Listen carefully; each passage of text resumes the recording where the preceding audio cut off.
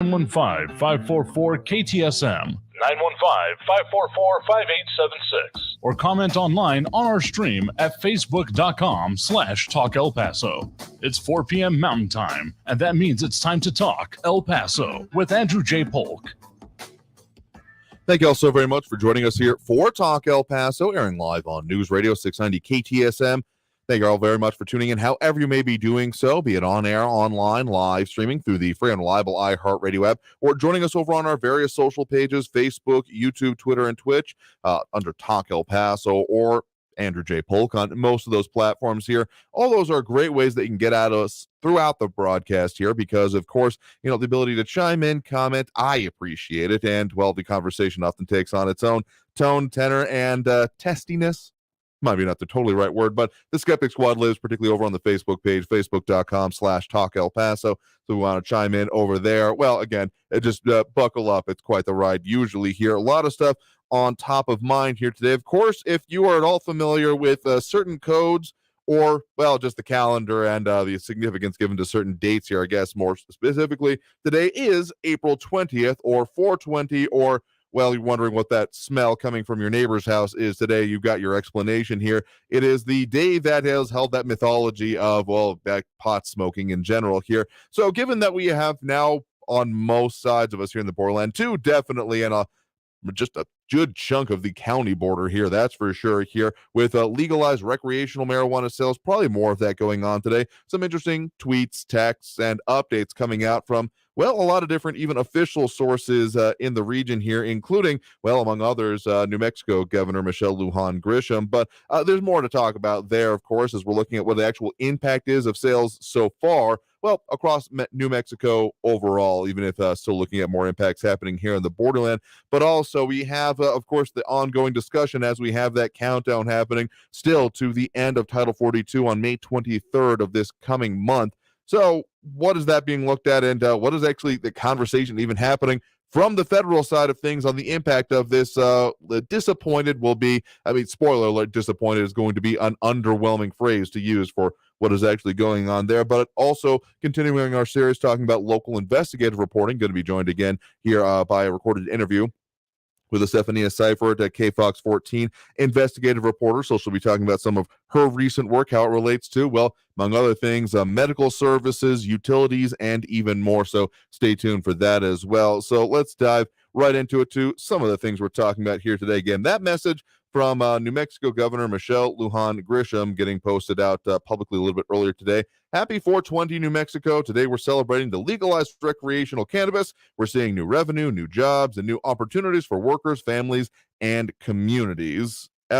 Interesting perspective on it there. Of course, there's been a lot of discussion about the impacts here, but even just within the Land of Enchantment, well, going to pot, so to speak, there's been a lot of concern, particularly about since we had that very short special legislative session up in the state of New Mexico that is going to result in, well, hundreds of dollars of payments up to $1,000, give or take, depending on how exactly you qualify, head of household status, that kind of thing. If you're in that listening range or find yourself being a resident of the state of New Mexico, would pay to look at, well, the state of New Mexico's website, among other things. But a lot of concern about that just going straight up in smoke, again, so to speak. I mean, the puns write themselves. I don't even have to really try to bombard you all with them. But again, this being the first, well, of this holiday, if you consider it as such, that this has happened since the legalization of marijuana. Interesting analysis from some of our news partners over at KFOX 14 about what exactly has been the statewide, even just sales impact. How is it actually going there? There were concerns, among other things, leading up to this point and the actual opening of it, of there not being just simply enough supply, that it would essentially dry up. But some of the regional sources, including KOB, looking at that recreational marijuana sales across the state, legalized recreational marijuana sales, because there was also that split when it came to then the still, well, medical sales that were going on at nearly 8 million so far, with most of that coming within, well, the very first part of the month here. So looking like it is continuing on, and as you heard in the news update at the start of this hour, there's more states looking at it. Texas potentially going to be surrounded before too long by this, and again, still waiting to see whatever Mexico will do. So, I mean, that's just a minor thing that might be informing your day, particularly if you're wondering why everyone is driving so weirdly on the road or doing, 15 in the fast lane in the left-hand lane. Just be careful out there, I guess, is what I'm really saying. The real questions that, of course, come from all this legalization talk is this actually going to do anything for the state, or are we just seeing siphoning out of funds in a different way here? Again, the timing of those payments coming out of the state, a little bit questionable given this, but, I guess if you're looking for a grassroots boost, no pun intended there, it's very possibly going to go, straight to it. But beyond that, across the entirety of the border region, more kicking of the can down the road when it comes to anything involving the removal of Title 42. I mean, it's like a hot potato that no one wants to hold on to, including, of course, the administration reporting going on about it from, White House Press Secretary Jen Psaki, saying that we are planning and preparing for the end of Title 42 enforcement on May 23rd. But I would say that there is a range. The president agrees that immigration in our country is broken. It's a system that's broken, and that there's a range of ideas out in Congress, Democrats, Republicans, others, some who support a delay of the Title 42 implementation, some who strongly oppose it.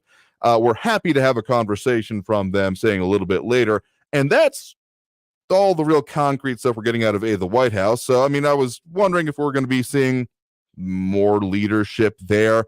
But, seems like that's not really going to happen. Willing to have a conversation as opposed to, yes, we have specific policy that we are going to be putting forth and therefore wanting them to get on board with. Just ever so slightly a different conversation going on there. But even then, when the proposals that have been put forth, the other side of this conversation from lawmakers are like, let's hold off until we have a plan. The lack of plans in all of this, I have gone blue in the face talking about already. I'm sure that some of there are sick of it, but just going to ever so slightly affect our region if nothing is done about it, because we still are ticking down to, again, May 23rd is that date that enforcement will end of Title 42 and the policy of large removals, even if have, before this point, been a lot of issues and, porosity of that policy as it already exists. No one out there is particularly saying, what's great, Title 42 solves everything, because it barely solves anything. And in fact, in my argument, just compounds the problem. But the fact that no one is really willing to even tackle this beyond that is frustrating, and something we're actually going to work on with some future interviews with you as well here. John Brazelton on the pot situation here. A Republican state like Alaska gives their citizens benefits of several $1,000s each year from oil. Democrat state like New Mexico chooses to give benefits from pot. Interesting juxtaposition of policies there. Referring there to the Sovereign Wealth Fund of the state of Alaska doesn't actually come directly from the oil revenues. It's a common misconception, one I don't fault you for having, Thor, but I was curious about that in recent years, wondering how the heck does that actually work? Is it just straight up, a pass-through check from the government? It's actually essentially a state-level endowment is the best way I can put it, that then does pay out a lot to individual Alaskans. There are, of course, residency and restriction requirements that come along with it here, but I was particularly interested in relation to the conversation that has come up ever so often nationally, not much here within Texas or even New Mexico, about the idea of universal basic income. And that's often held up as a model of it or a potential how it could work here. So I was very curious about how does it actually work. So it's a little bit more complicated than it seems on the real face value. But I mean, look at it as you want to, that there is actually, money being put out by the state right now. And, if it goes to pot or not, that remains to be seen. We'll see how the sales figures turn out after today. I know that Las Cruces, among other places, are having 420 hemp and cannabis festivals being held, going on right about now, if I'm not mistaken, here with 1,000 or so people expected to be there. And the New Mexico, a little bit more specificity on that, again, from our news partners over at KFOX 14, that the New Mexico Cannabis Control Division reported Las Cruces made more than $530,000 in the first week of recreational sales, second highest in the state here. So something to keep an eye on here. Again, the way that is actually going to be dealt with in this region, the law enforcement implications still kind of pending, if there will be any at all, besides, probably a closer, if I was even just like a regional command center supervisor, I'd probably be saying, keep your eye out for this, look for those impaired drivers that you can't get to do a breathalyzer because nothing comes over there. But, we'll see what the kind of requirements in terms of, use of the police force actually requires with that. That's the real implication I think we're going to see on this side of the state border, even if, internationally, more implications, and don't go north east, or west. If you got a boatload of pot in your car, you're going to have a very bad time once you hit those Border Patrol CBP checkpoints here. That's taking us through our first break here of the hour. Coming out of the break, I'm going to be talking more about local investigative reporting again, a recurring segment with Estefania Seyffert, investigative reporter over from KFOX 14, about some of her recent reporting and what's coming up, and of course, how you can submit your own ideas directly to her. Shared some of the ones that you all have given us here on air, but we'll of course have for more of her information. So again, back after this break with more Talk El Paso here on News Radio 690 KTSM. I'm your host, Andrew J. Polk. Coming out of this, just more talk about the things affecting us here in the borderland, specifically again on those investigative reporting pieces. So, back after this break, stay tuned. Don't go anywhere.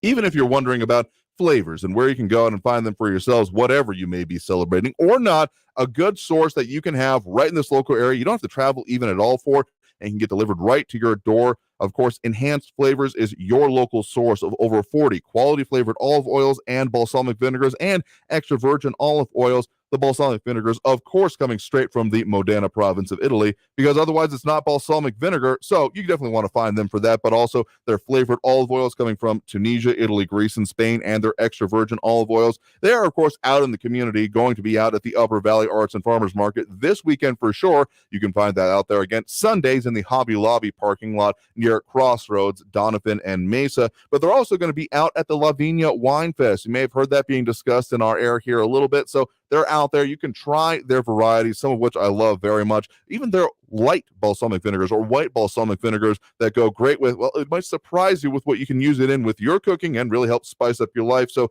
again, find them online, enhancedflavors.com. That's enhanced with a D, flavors.com. Traffic all day. News Radio 690. Gateway Boulevard eastbound at Eastlake, a semi is blocking the two right lanes and slowing traffic. I-10 eastbound at Prospect downtown, a disabled vehicle blocking the right shoulder. Two crashes on Montwood, one at Wedgwood in Montwood, the other westbound Montwood just before McRae, and a medical emergency rushing drive southbound at Dyer. Use McCombs to get around it. Carrie Edwards, El Paso Traffic. This report is sponsored by Brake Masters. Before your day is done, Brake Masters has already helped thousands of people get back to their families safely. Get your vehicle in Brake Masters shape. Download coupons at brakemasters.com. Only then can you say your day is done. Brake Masters. We give you an honest break. I'm Katherine Townsend, host of the true crime podcast Hell and Gone. In October 2015, 18-year-old Ebby Stepwick vanished without a trace. And then the fact that they found her phone in her car, her wallet, her keys in her car, that right there tells me someone planned this. I'm back in Arkansas, investigating what really happened to her. iHeartRadio is #1 for podcasts, and it's easy to see why. Listen to Hell and Gone on the iHeartRadio app or wherever you get your podcasts. Help DEA keep our community safe and healthy by participating in National Prescription Drug Take-Back Day, Saturday, April 30th. Take action right in your own home by cleaning out your family medicine cabinet of unneeded medications.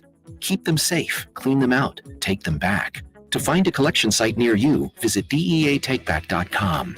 Do your part to lower overdose deaths and prevent prescription drug misuse before it starts. Visit DEATakeback.com.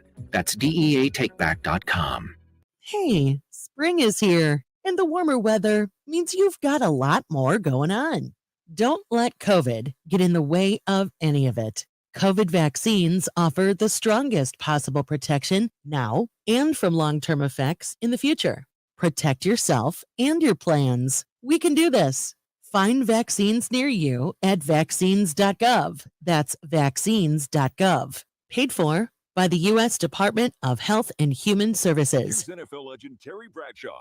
This is it. Your last chance to win big money from Publishers Clearinghouse. There are just days left to enter to win. $7,000 a week for life on April 30th. Yep, you got to enter PCH.com before it's too late. Real people really do win, and time's running out if you want to be next. It's your last chance to enter, people. Come on, let's go.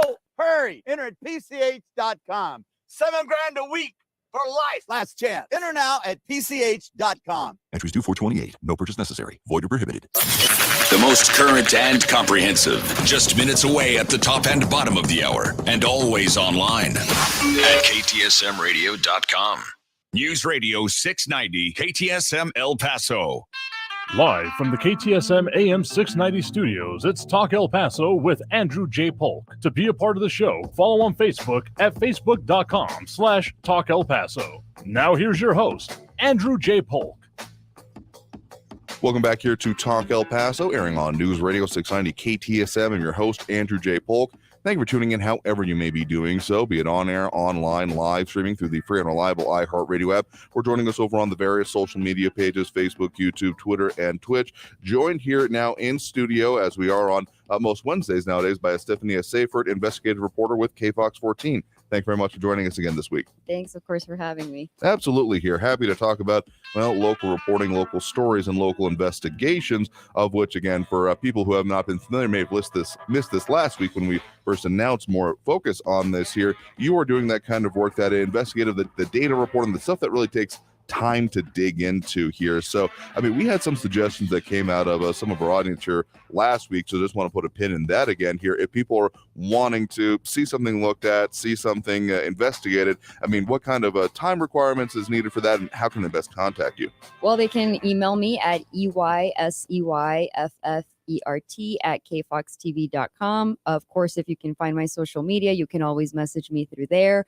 As far as how long these take, I mean, I look through all those messages and all those story tips and start working on them. Sometimes, you know, the story takes a little longer than your typical day turn story. Absolutely. So as far as a timeline, it really just depends on the story and how much digging needs to be done. But I'm always up for looking into whatever story ideas are out there. So please feel free to message me. Absolutely here. So talking a little bit about the reporting you got coming out this week. Again, these reports coming out Mondays and Wednesdays. So your most recent one on a very, very important subject for probably a lot of people in this area, and those that already have it probably take it for granted, but, well, essentially clean water servicing for those underserved area of the counties here. And we're not necessarily talking about areas that may have been referred to as like colonias in the past. We're talking about places that are, you know, within villages here, and that have just had some serious issues and, well, finalizing that have even led to some court cases. Yes. So the one that I specifically focused on this week was the village of Vinton. And this was more of a recap to the decades-long struggle that they've had, if not longer, really, with trying to get funding for drinking water, clean drinking water, and a sewage system. And as you mentioned, this has gone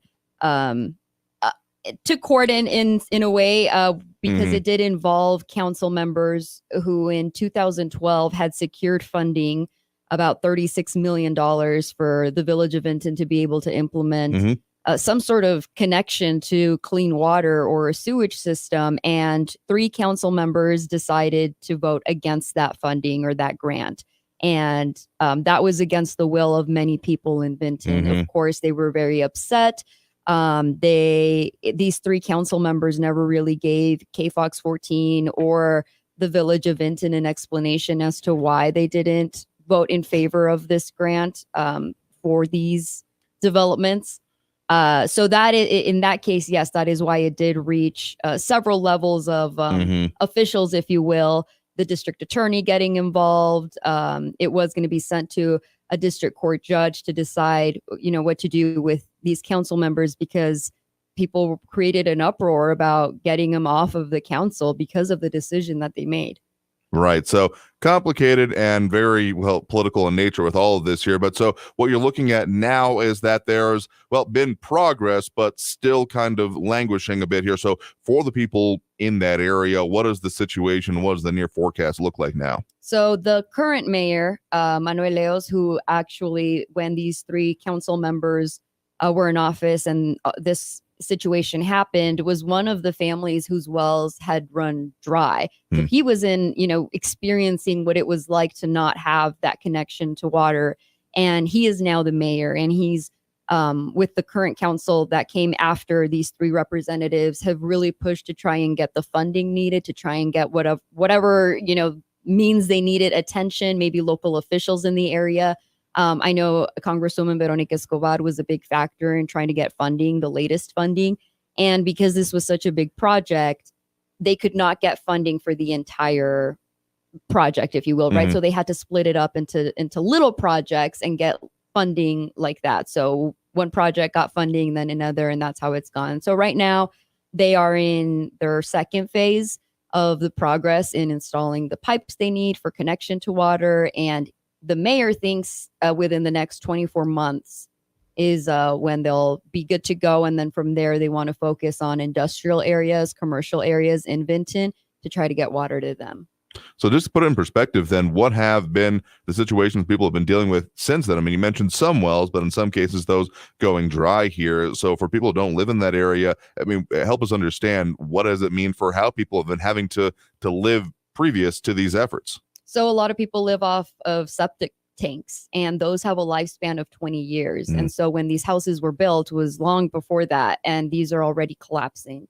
There were studies done by UTEP in 2013 around that time, which showed that there were traces of E. coli, arsenic, and other harmful chemicals in the water that they were getting from either private companies that were trucking water in, or just from the septic tanks that they had there. I mean, obviously in the summer, for them, they explain that the smell is very difficult to deal with, especially just because of how hot it gets here in El Paso. Speaking of the getting water trucked in, that's becoming very expensive. Right. Yeah. And for other communities, not just Vinton, they're out in the county, they're as far as Waco tanks. So some of these companies are saying, it's not worth it for us to be driving all the way out there to be trucking water. They just, especially with the price of gas right now, and it's just not in the cards. And so this is leaving communities without a means for water. And so that's the situation that Vinton had been in for years. Absolutely. Here again, if you're just joining us, guest right now is Estefania Seyffert, investigative reporter with KFOX 14. You want to find out more about her current reports or previous reporting, you can visit kfoxtv.com. Then just look for the KFOX 14 Investigates tab there for a lot of her reporting here. And so this is something that you're also then going to be doing a little bit more follow-up and even expansion on for your story coming up today, right? Yes. So in speaking with Commissioner Ileana Holguin, she represents part of the county where there are, as you mentioned earlier, colonias that still do not have water. It turns out there are still hundreds of communities that don't have access either to drinking water or to a sewage system, or some don't have both. And they're not that far away. I mean, some are in the Horizon area, some are in Fabens, like I mentioned, some as far as Waco tanks. Right. Still plenty of communities in El Paso County that do not have access to clean water. And so the story tonight is going to be talking about what funding is available to be able to get the ball rolling on these projects for these communities. You went a little bit into the earlier this week's story about how this got here, how there has been this weird kind of impetus to, build further out without necessarily the actual infrastructure kind of required to support that kind of building, right? Right. So when I was speaking with Commissioner Holguin about it, I asked her that. I mean, how is it that we even got here? And so she explains that when a lot of these homes were developed, there weren't as many regulations that they had to follow, or standards that they had to follow. And so a lot of these developers built these homes and reportedly told people, don't worry, the county will worry about the water, or they'll fix the water situation. We're just building the home. And I'm assuming people probably bought these homes under that assumption, or for many cases, for many people who I've spoken with, it was a matter of, well, it was a cheaper option. I will say, though, that in speaking with other people, especially in the Horizon area, they said something very interesting where I asked them, what would you want people who do not live in this area, who are not aware that there are people in El Paso County that don't have access to water, what would you want them to know? And one woman said, I think when people think of colonias, or the areas that don't have access to water, they think we're poor, and that's not true. We do have incomes, we do have good incomes, and we pay really high property taxes. So it's just a matter of, this is where we want to live, and the infrastructure just wasn't properly built.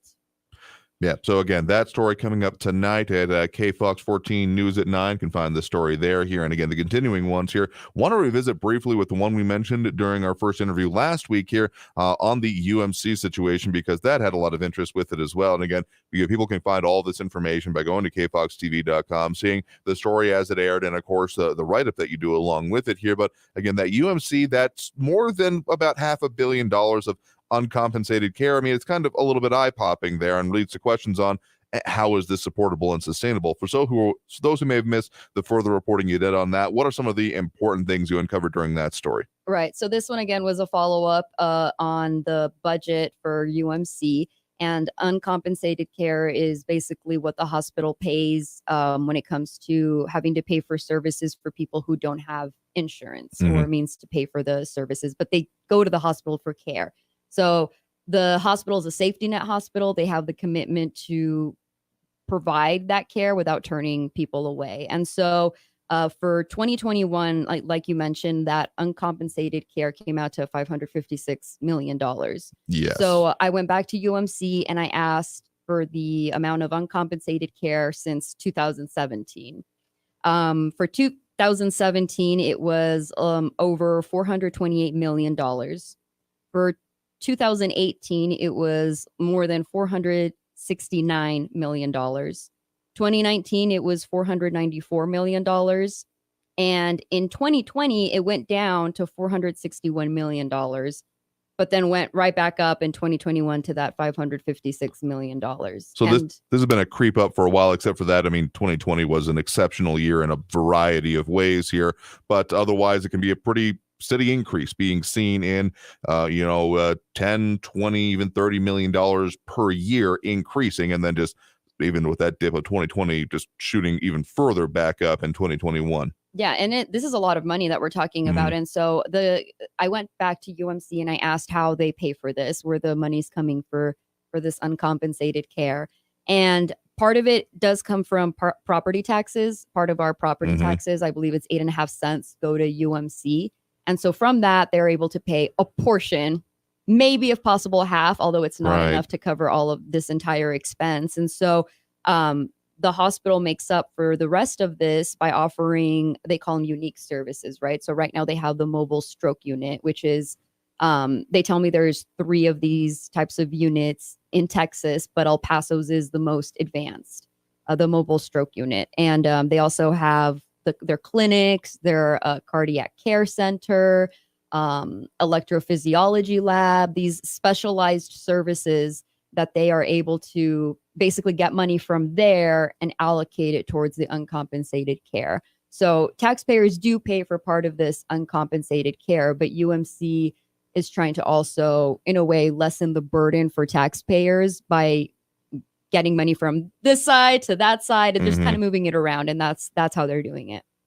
Again, guest right now has been Estefania Seyffert, investigative reporter with KFOX 14. Again, you want to see her upcoming story tonight, KFOX 14 News at 9, and then on the website shortly thereafter, kfoxtv.com. And again, look under the investigation tab, the KFOX 14 Investigates, to find most of her recent and previous reporting there. So, Estefania, thank you very much for coming in again to talk to us a little bit about the work you're doing and the investigative reporting happening here in town. No, of course, thank you for having me. And as I mentioned, any story tips, please feel free to reach out. Absolutely. Here, we'll post up that link to your social media over on our page as well. That's going to lead us to taking that next break right now. So coming out of this break, we'll have more discussion about this and the other issues affecting us here in the borderland. So stay tuned. More Talk El Paso after this break here on News Radio 690 KTSM.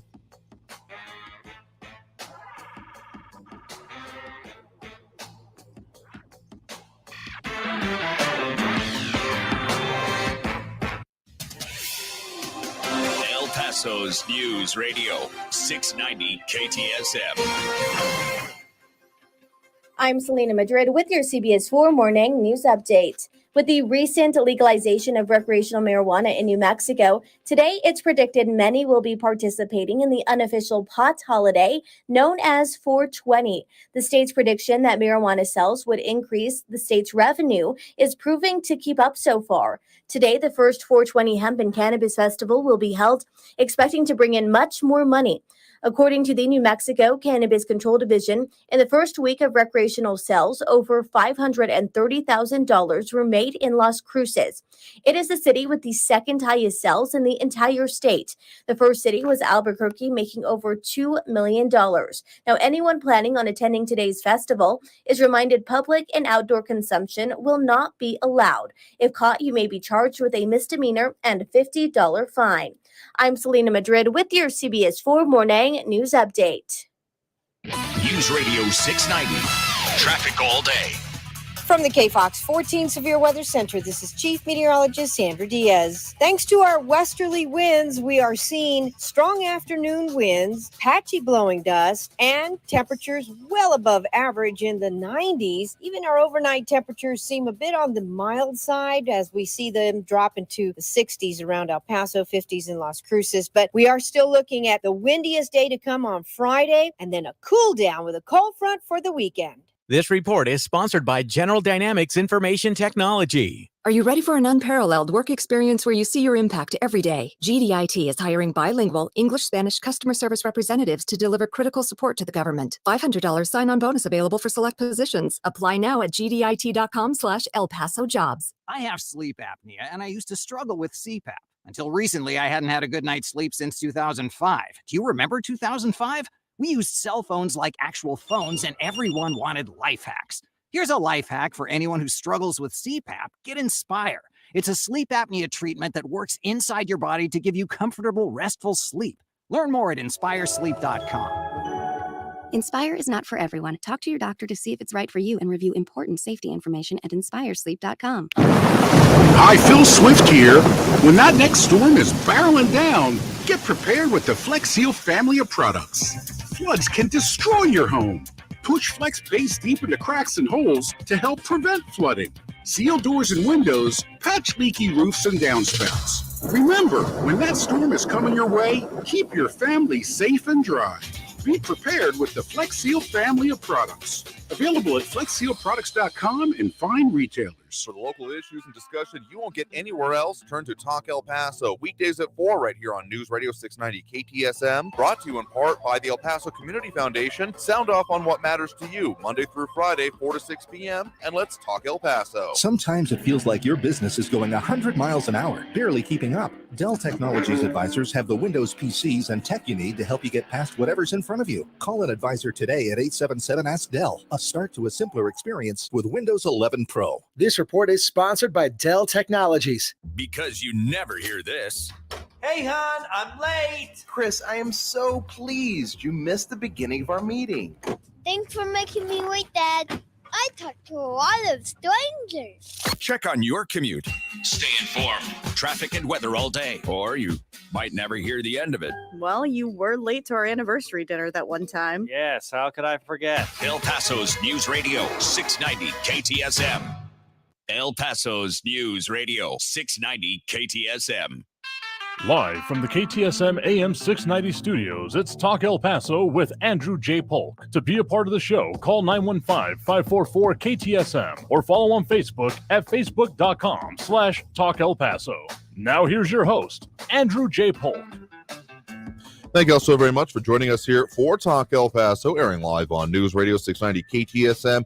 I'm your host, Andrew J. Polk. Thanks for tuning in, however you may be doing so, be it on air, online, live streaming through the free and reliable iHeartRadio app, or joining us over on the various social media pages, Facebook, YouTube, Twitter, and Twitch that we're up on these days. We've had a couple of questions that come in, particularly about the iHeartRadio app, which you can listen to this and all the broadcasts on this and any of our stations or even across the country. If you got the smart device, they can download it, and you want to do it that way, and the good connection that goes along with it. You can get some questions about the talk back feature specifically. So if you're over on our social media page, we'll have a couple of pictures up here right now that if you find us over on the app, this is what you're going to see. You're going to see when you find the News Radio 690 KTSM station there and be able to listen to it. There'll be a couple of red buttons up towards the top of it here. One is the start and stop button, but the other one could be a little microphone thing. That's the talkback feature. So get yourself into a kind of a position like you'd be leaving a message on your device if it has a microphone there, and you can do so if you got headphones that got it built into it, that kind of a thing, or even if you're then listening directly to, of course, the page itself there. And actually in the stream here, it'll show up a little bit closer towards the bottom of the page. But again, that red microphone that shows up at the bottom there, it'll be pretty much in close proximity to the stop or play button. So just look for it there, and that's how you can leave us a message. Again, a little bit easier since you're already listening to the station through there day or night here. And if you don't already have the iHeartRadio app, download it from whatever your platforms, app or store or similar Play Store, whatever it is for yourself there, and you'll be able to find it there. And again, any questions on that, happy to take them. We'll open up phone lines a little bit later here in the program as we do here. Again, thanks to Estefania Seyffert, the recurring segment. We'll be talking about investigative investigative reporting here.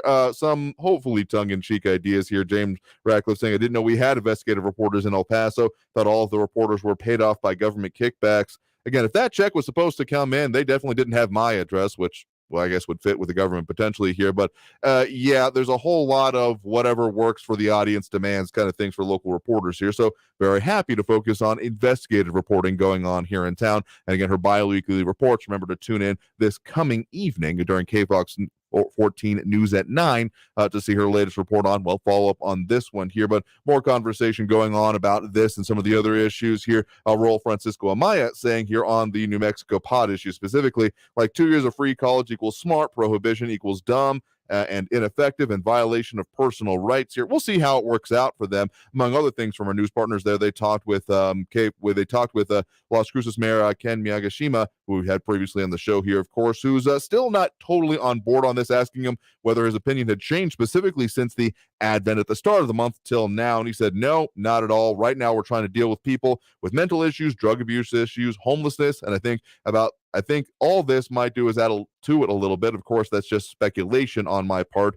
And again, important to note that public consumption is still prohibited in the city of Las Cruces, and you could be cited here. So just don't be dumb about any of this here. But more conversation, particularly on the investigative report that Estefania was talking about. John Brazelton saying that individuals who moved to the outer areas of El Paso County did so because land and housing, mobile homes, were cheaper than living in El Paso. The Clinton Horizon School District had to spend millions of dollars for elementary and high schools. The El Paso Independent School District is having to close dozens of schools because there are no students. I mean, yeah, it is definitely something that is, coming up here, and we're seeing issues with it. So, I mean, the move to the outskirts, I mean, you're mentioning a couple of them here. Some more conversation coming in here we'll get to in a second. But, I mean, yeah, they're seeing this demographic shift in just where essentially young people live, the school-age children here, and the whole idea of sprawl versus infill development has been this kind of existential crisis really for the city and county of El Paso. Now, previously, among other things, when we're talking about these developments, I mean, I'm aware of previous times when there have been, these essentially almost wildcat developments. It's not quite the right phrase for them, but essentially, these some more fly-by-night operations that would come in, build something, set up some kind of co-op or some arrangement that was totally going to last, except that then it wouldn't last in either the infrastructure, technology, whatever. And then it would be that they would say, well, then you have to come in and help us here. That was going on for a while. Hasn't happened as much recently. Again, do your due diligence and find a reputable builder, buyer, developer for yourself here if you're in those kind of situations. But really, I mean, this kind of sprawl that we've been seeing out in the county, I mean, I wouldn't be surprised if within a couple of decades, maybe even sooner, we already connect out to Horizon City, but that there will be probably pretty consistent development all the way probably up to Las Cruces here. Still got those cattle farms. That'll probably be its own impediment here, and then the pecan orchards a little bit further beyond that. But I wouldn't be surprised if before too long that ends up being the case. There used to be a gap. I remember, and I sound like back in my day, Sonny, which is not at all how it is. But I mean, when I was growing up, that the world used to end once it got out, not even towards the East Side Spaghetti Bowl or Fideo Bowl, that I know TechStop hates us calling it that, but hey, you don't get to choose your own nicknames here. But the world used to end at Tinseltown. Essentially, that's where, even before Zaragoza, that's where, just fell off and it looked like you were just going to drive off the edge of the world there. Of course, that didn't happen, and it's grown even further out there. And, it seemed like we're getting further and further out to Fort Stockton, but there's also no gap in between Horizon City, essentially. So, I mean, there's a lot of sprawl development absolutely coming along with it. So the infill that at least the city of El Paso has been focused on may have come a little bit too late for like El Paso Independent School District concerns here. I mean, the real way you can look at it is if the major school districts in town, I mean, the big three, El Paso Independent School District, Isleta Independent School District, and Socorro Independent School District, the first two of those, they now have open enrollment. And I remember, again, growing up myself, it was very much a no, you got to live right in the area or you're not going to get to choose your school, versus nowadays, because El Paso Independent School District is largely landlocked. Isleta has a little bit of growth area, at least last time I checked. That actually may have a wrong conception there, but Socorro is the only one that has some real growth area, which is why they're the only ones that do not have essentially hey, you got a student, bring them here, which the other districts do have. So, I mean, it is a concern here, but getting those services out there. Again, some of the specifics of these cases here, you really got to, again, look at our reporting. They got the write-up over at kfoxtv.com to talk about specifically that Village of Vinton issue. I've done a little bit of coverage out in my time and going out to the smaller, outskirt villages here. And yeah, the politics are, let's just say, interesting, without getting myself in trouble, hopefully, because, there's going to be good people, there's going to be bad people involved with it. This is, again, just to harp on that one issue I bring up pretty constantly, why voter involvement is very important, because it's only when people aren't paying attention that this stuff can really happen. And thankfully, at least in these cases, someone was paying attention. That resulted in lawsuits and in plea deals being signed, among other things here. RJ saw talking about reporters here, again, I think slightly tongue-in-cheek here, that you have to be an influencer to get paid, among other things. I don't strive to be one because I have no interest in doing so. Maria Coleman saying enrollment is down, and that's, again, a little bit more current ad that we're seeing here. Still in the aftermath of the whole COVID situation, whether people are actually wanting to send people back to schools or just keep them at home. If you essentially had a system that worked for you, even like a small little essential co-op, like neighborhood kind of thing, I would wonder if people are willing to then go back to the schooling here. Now, if someone's just saying, well, it's a simple issue and I'll send it back to it and I don't want to deal with it, I have my own issues with that.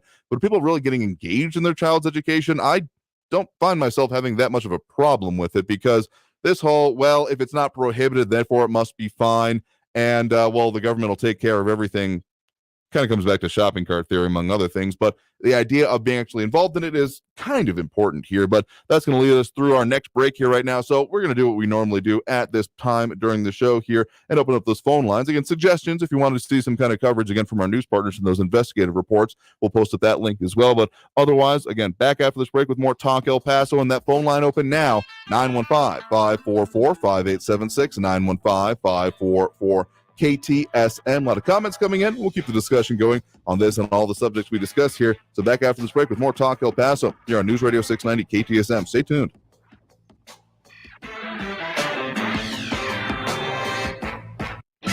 Traffic all day. News Radio 690. Watch for an injury accident on the northbound Kenworthy on-ramp at the 54 Patriot. Police and medical responding to another crash, Gateway Boulevard northbound at Sean Haggerty Drive. I-10 westbound before Lee Trevino at Penndale. There's a stalled vehicle blocking the right shoulder, and a crash at Montana Avenue at the 10 Gateway. Carrie Edwards, El Paso traffic. This report is sponsored by the Texas Department of Transportation. As you drive through Texas, keep in mind that don't mess with Texas actually means don't litter. Keep Texas roads clean and beautiful by holding on to your litter until you can get to a trash can. Always keep a litter-free state of mind and don't mess with Texas. A message brought to you by TxDOT. The new true crime podcast, White Eagle, investigates one of the largest cash heists in U.S. history. The robbery of over $7 million from an armored car warehouse. Was the ringleader a criminal mastermind, or was he a political pawn in a Cold War operation? For some folks, they were boogeymen. They were, bandits hidden in the mountains and shadowy figures. For others, they were heroes. Listen to White Eagle on the iHeartRadio app or wherever you get your podcasts. If you're 45 or older, this message could save your life. Health experts now recommend starting regular colorectal cancer screening at age 45. Colorectal cancer is a leading cause of cancer death, but it's preventable through regular screening. There are more screening options than ever before, including at-home tests. You've got the guts to prevent colorectal cancer. Talk to your doctor about your options and visit cdc.gov/screen4life for more information. This is Ivan Ochoa, General Manager from Sunland Park Chrysler Dodge Jeep Ram Fiat. Thank you, El Paso and surrounding areas, for helping us be El Paso's #1 dealer in new Chrysler Dodge Jeep Ram sales in March. As a gesture of our gratitude, we've extended all our Ram Truck Month deals, like 0 down, 0% interest for 72 months and no payments for 90 days. Buy now and save thousands on a huge inventory of new and certified pre-owned vehicles. 2022 Ram trucks with 0 APR for 72 months. All new 2022 Jeep Wagon Wagoneer, full-size SUV with third row seating, 0 APR for 72 months, 0 payments for 90 days. We've partnered with even more aggressive lenders with great rates and terms, even if your credit is less than perfect. And we want your trade, even if you owe thousands more than it's worth. All military personnel and all first responders receive an additional discount. Thank you for your service. Sunland Park Chrysler, Dodge, Jeep, Ram, Fiat. Where buying a car is fun. At I-10 at Sunland Park Drive or online at sunlandparkdodge.com. Estamos en tu esquina El Paso, El Paso Strong. Includes factory rebate and dealer discount plus TTNL. 0 APR is $13.89 per thousand finance. Also like vehicles with approved credit. Offers not combined. If April is showering your company with open job positions, check out Indeed. Their all-in-one hiring platform makes it easy to attract, interview, and hire candidates all in one place. Sponsor your first job today and get hiring by visiting Indeed.com/credit. News Radio 690 KTSM. Live from the KTSM AM 690 studios, it's Talk El Paso with Andrew J. Polk. To be a part of the show, call 915-544-KTSM or follow on Facebook at facebook.com/Talk El Paso. Now here's your host, Andrew J. Polk. Thank you all so very much for joining us here for Talk El Paso, airing live on News Radio 690 KTSM. I'm, of course, your host, Andrew J. Polk. A lot of stuff we're talking about here today and a lot of ways to get at us on the program here. We do have that phone line open, as was just mentioned right now, 915-544-5876, 915-544-KTSM. A lot of talk coming in here about the issues we're discussing here. Maria Coleman saying right now, very important to vote on local issues. Decreased enrollment was one reason the bond issue in Canutillo was defeated last fall. Interesting point to be made there. And again, we talk about these issues as much as we can. Again, we do have 2 elections coming up next month. I am not in charge of the scheduling of these things. Otherwise, if I was even in arms like this one, probably give them a smack in the back of the head, say, what are you thinking? But is what it is. We got one coming up in early May, which we actually do have early voting starting here on Monday, April 25th. And those are going to be, depending on your area, might be some other issues. But for Texas-wide, going to be a couple of constitutional amendments. And then on May 24th, we do have the primary runoff elections there. So depending on your ballot, if you voted Democrat, Republican, or didn't vote at all, will depend on what is available to you. So just keeping that in mind here. Actually, speaking more on the education and enrollment, something happening actually last night was that the EPISD Board of Trustees voted unanimously to give final approval to a $2,000 employee retention stipend. And this is something that is going to be going out in a couple of months here. Technically, it's going to be available according to the El Paso American Federation of Teachers. Everyone hired by April 30th, 2022, permanent employees will receive that a little bit later in the year. I think mid-May is the expectation there.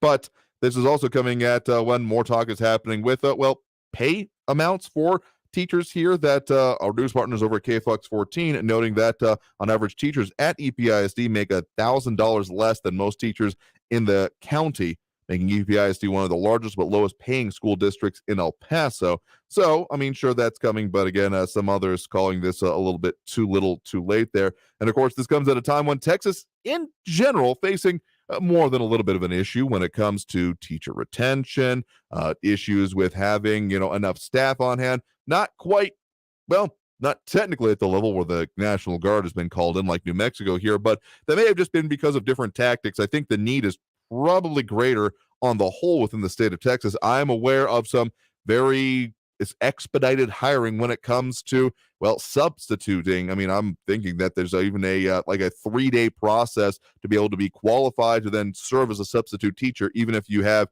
no degrees or experience in the area, because that's the level of need happening, not even just in any particular district, but area wide. So it's an issue. So whether or not this actually helps or, some of them quoted in here saying that you cannot plan your future based on a one-time stipend here. So, I mean, there's issues involving this. And Michael Patterson saying that the teacher shortage is a nationwide issue. And, really coming to the end of the idea of it, I mean, people have decided not to go back into the classroom or decided that, I'm close enough to it, or taking buyouts, that kind of a thing. I mean, that is definitely an area where we have seen workforce contraction happening ever since the advent of the pandemic. So it wouldn't be surprised if this is going to be an ongoing issue. But of course, Texas Governor Greg Abbott has put forth that idea of a task force to deal with this. I mean, it was formed in just the last month or so here. So we'll see if they had some concrete goals of recommendations to come forth with. I'm assuming that we're probably not going to see much of that. I'd be surprised if it is even anything really coming out ahead of the election. probably maybe just before, so that it can become a campaign issue. It's just kind of my expectation, maybe a little bit cynical on that point here, but yeah, it is important here. And Michael Pettis pointing out very importantly on the constitutional amendments here, early voting April 25th through May 3rd, and then election day Saturday, May 7th. Again, just mark these down in your calendar, set a reminder on your phone, tell a friend, make the plan to go and get to the polls here to make sure you, well, vote on these issues. Again, the two Texas constitutional amendments will be dealing with essentially funding sources for education, among other things, as a kind of a decent segue there, but then also, of course, on homestead exemptions. I think there's more than a few in our audience here who might qualify for such. If you've got any questions about this, talk with a qualified tax professional and make sure you got it, but it would increase, not quite doubling it from about, the $20,000 range to the $40,000 range. So could be significant, particularly as we're looking at those property values increasing and changing, and that's another thing we got to get into probably today as well. Some more detailed information coming out about that, but then also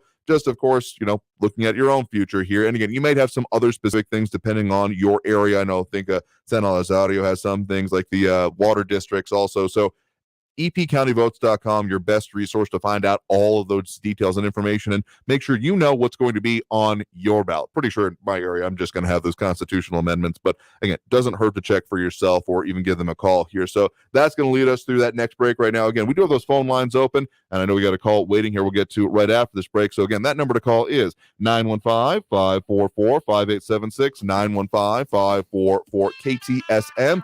Back after this break with more Talk El Paso on the top of the hour news here on News Radio 690 KTSM. Don't go anywhere.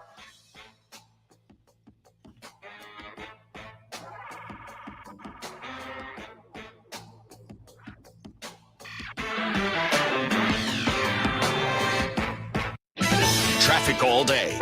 News Radio 690. Gateway Boulevard northbound at Sean Haggerty, there's a crash that's blocking the right lane. Gateway Boulevard northbound at the Kenworthy Street northbound on-ramp, there's an injury accident there. Expect delays, slow traffic, I-10 eastbound between Trans Mountain and Thorne with 5-minute delays. I-10 eastbound at Geronimo, a stalled vehicles blocking the right shoulder, and a crash at Montana at the 10 Gateway. Kerry Edwards, El Paso traffic. I have sleep apnea, and I used to struggle with CPAP. Until recently, I hadn't had a good night's sleep since 2005. Do you remember 2005? We used cell phones like actual phones, and everyone wanted life hacks. Here's a life hack for anyone who struggles with CPAP. Get Inspire. It's a sleep apnea treatment that works inside your body to give you comfortable, restful sleep. Learn more at inspiresleep.com. Inspire is not for everyone. Talk to your doctor to see if it's right for you and review important safety information at inspiresleep.com. If you think making false threats is a joke, think again. Any communication threatening students, teachers, and staff at schools or public places is a federal crime that could lock people behind prison doors for up to 5 years. I'm FBI Deputy Director David Bowditch, making you aware that hoax threats have real consequences. We don't want to see a young person begin their adult lives with a felony record. Making false threats is not a joke. Think before you post. Visit FBI.gov. News on the hour and a half. Traffic and weather all day. Keeping you informed and up to date. El Paso's News Radio 690 KTSM. Rich is just a really good guy. The term good egg isn't enough to describe him. He's also certified organic and free range. Rich puts the cap back on everything. The toothpaste, the olive oil, the shampoo, everything. He lets his 10-year-old nephew beat him at virtual tennis, even though he can straight up slay his 10-year-old nephew in virtual tennis. When the toilet paper is running low, Rich replaces the roll on the actual holder, not just on the back of the toilet. Rich is texting and driving. Rich, no. What are you doing, Rich? I was just telling everyone how great you are. Texting and driving makes good people look bad. Visit StopTextStopWrecks.org. A public service announcement brought to you by the National Highway Traffic Safety Administration and the Ad Council. News on the hour and a half. Traffic and weather all day. News Radio 690 is KTSM AM El Paso, an iHeart radio station.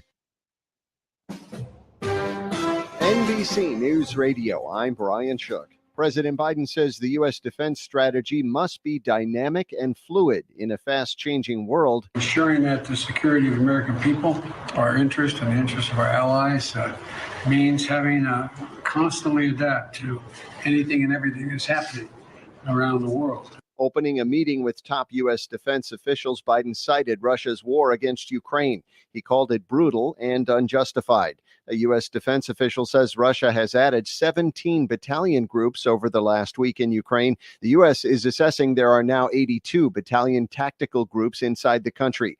Out of the 4 new groups, 3 of them have been sent to the eastern part of the country in the Donbas area. The Florida Senate passed a bill stripping Disney World of its special status. Republican Governor Ron DeSantis had announced the agenda for a special session to include abolishing Disney World's self-governing body. The move is in response to Disney's vow to help repeal the state's parental rights in education law, which critics are calling the Don't Say Gay bill. The bill now heads to the Florida House. Johnny Depp is taking the stand to recount another incident in which he was hit from behind by ex-wife Amber Heard. She took it away and she showed it to me. She said, "Way to go, Johnny. You broke my nose. You broke my nose." And I knew I hadn't. That's the incident Heard claims broke her nose when the actor headbutted her, which he denies. Depp is suing Heard for $50 million after she wrote an article in 2018 claiming to be a victim of domestic violence. Starbucks is filing 2 complaints with the National Labor Relations Board, saying a barista's union broke federal law. The coffee chain alleges Workers United unlawfully restrained and coerced partners in the exercise of their rights in Denver and Phoenix. You're listening to the latest from NBC News Radio. The state of New Mexico is fining the production company behind the film Rust after last year's deadly shooting. The state is issuing a $140,000 fine for the accidental shooting that killed a cinematographer. Actor Alec Baldwin fired a gun during rehearsal and killed Helena Hutchins. It's still not clear why the gun was loaded, and an investigation continues. New Mexico says the fine is the largest allowed by law. New York City sidewalks may start looking a little different as officials explore new ways to keep rats out of the trash. Natalie Migliori reports. In an effort to keep mountains of garbage bags off the city's streets, Department of Sanitation Commissioner Jessica Tisch helped unveil large trash containers in Times Square. These sealed containers are in a spot where bags of litter basket waste used to sit on the curb for hours, providing a free all-you-can-eat buffet for rats. The initiative involves placing large shed-like containers along sidewalks where businesses can securely drop trash. It's part of the $1.3 million Clean Curbs pilot program that will be tested out in all 5 boroughs. An audit is finding toll booths on a freeway in California cost the San Diego Association of Governments $1.8 million in lost revenue. Eddie McCoven has the details. Lost revenue is because of 4 of the 42 toll booths on the 125 freeway were disconnected over a 3-month period. According to iNews source, Sandag's CEO told an audit committee in February that senior officials knew about the problem but had failed to report it. Officials didn't notice the issue until after someone reported the problem. Ohio-based Victoria's Secret is unveiling the identity of its first ever celebrity male brand ambassador. The company announced actor Darren Barnett would help represent its new gender-neutral collection of shorts, t-shirts, sweats, and other apparel. Brian Shook, NBC News Radio. Now, your chance to win $1,000. Just enter this nationwide keyword on our website. Pay. That's pay. Enter it now. This report is sponsored by Staples Stores. Staples has your workspace covered with functional furniture and organizational items curated by Staples Work From Home Style Squad. This week, save up to $100 on select chairs. In-store only offer ends 4/30, limit 2. Explore solutions for your workspace at Staples, the working and learning store. Help DEA keep our community safe and healthy by participating in National Prescription Drug Take-Back Day, Saturday, April 30th. Take action right in your own home by cleaning out your family medicine cabinet of unneeded medications. Keep them safe, clean them out, take them back. To find a collection site near you, visit DEATakeback.com. Do your part to lower overdose deaths and prevent prescription drug misuse before it starts. Visit DEATakeback.com. That's DEATakeback.com. Shopping for a car, SUV, or truck? Stop by Casa Buick GMC, your used car superstore. Hi, guys. It's me, Brian Baumgartner. And maybe you've heard my podcast, The Office Deep Dive. Well, now I'm expanding it into even more of your favorite shows in my new podcast, Off the Beat. Hey, everybody. I'm Rob Riggle. Hi, I'm Allison Hannigan. My name is Jamie Lynn Sigler, Meadow Soprano. Eric Stone Street. I played Cameron Tucker. Listen to Off the Beat on the iHeartRadio app or wherever you get your podcasts. Getting a news feed on your phone while driving makes driving more difficult. This is dangerous. Getting a news feed without a computer or mobile device, It would be impossible. unless, of course, you get your live news feeds at the top and bottom of the hour. It's easy. Traffic and weather all day. It's as simple as that. Trending stories tend to change. Every minute of every day. Twice an hour, we'll feed your curiosity. Stay informed. Shouldn't we listen? They're hungry. News Radio 690 KTSM. News Radio 690 KTSM El Paso. Live from the KTSM AM 690 studios, it's Talk El Paso with Andrew J. Polk. To be a part of the show, call 915-544-KTSM or follow on Facebook at facebook.com/Talk El Paso. Now here's your host, Andrew J. Polk. Thank you all so very much for joining us here for Talk El Paso, airing live on News Radio 690 KTSM. I'm your host, Andrew J. Polk. Thank you for tuning in, however you may be doing so, be it on air, online, live streaming through the free and reliable iHeartRadio app, or joining us over on our various social media pages, facebook.com/Talk El Paso, the Talk El Paso channel over on YouTube, Twitter at Talk El Paso, or twitch.tv, Andrew J. Polk. A lot of stuff we're talking about here today. A lot of comments coming in. Joey Carlson, Maria Coleman, Michael Perez, RJ, James Radcliffe, John Brazelton, Roland Francisco Amaya, and more here. So wanted to chime in. That's one of the better ways to do so throughout the program is on the social pages, as some of them are more like DM based, and we appreciate those comments as well. But we want to get into the conversation and the stream of comments that come along with it. Facebook is going to be the best one. I know that there are some compunctions about the platform, and we kind of hold our noses on it as a well, that's where we kind of started with this whole social media broadcast thing. So we'll keep it around there. And this is also not at all to say that we ignore our on-air audience. In fact, we got those phone lines open right now. If you want to do so and call in that way, that number to call is 915-544-5876, 915-544-KTSM. We're out in all these ways in order to, well, make it most available to y'all, basically, is the way I think of it anyway. So some of those comments coming in here, among other things, Joey Carlson, not up on investigative reporting and mainstream media. Again, you're entitled to your opinion, even if I disagree with it. Also saying teacher shortage is a myth, blaming Democrats for that. Maria Coleman saying that teachers could be given raises based on merit and performance based on the end product, and somewhat of an issue with it. I mean, again, conceptually, it sounds like a good idea if it were able to be implemented as such, but what that has ended up meaning a lot of the time here is, well, performance on standardized tests, of which there has been more discussion than we could ever even fit on this program, the idea of the merits or detractions that come from the idea of standardized testing. But, I mean, if you're trying to figure out how to measure performance and therefore reward it, well, a lot of the times you have to figure out a metric to do so, even if the metric doesn't actually deal with something. I mean, how do you, outside of standardized testing, measure the achievement of a child, how well they're doing, the awards they get? Well, then you're just going to be having them go towards awards. I mean, really, the point of education, in my mind, and I think in a lot of founders' comments, should be the idea of, well, basically making it that we have well-formed human beings out and able to successfully pursue their own life, liberty, and pursuit of happiness.